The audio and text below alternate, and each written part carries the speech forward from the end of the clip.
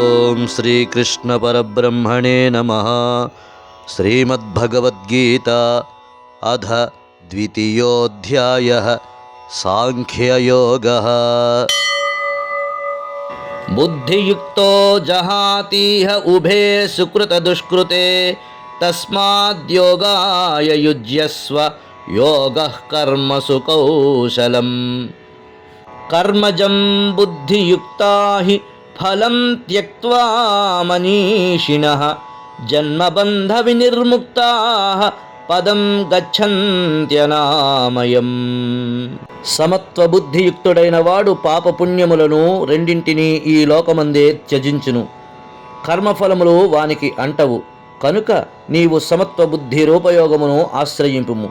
ఇది ఏ కర్మాచరణమునందు కౌశలము. కర్మబంధముల నుండి ముక్తుడగుటకు ఇది ఏ మార్గము. ఎందుకంటే సమబుద్ధియుక్తులైన జ్ఞానులు కర్మఫలములను త్యజించి జనన వలన బంధముల నుండి ముక్తులయ్యదురు. అంతేగాక వారు నిర్వికారమైన పరమపదమును పొందుదురు.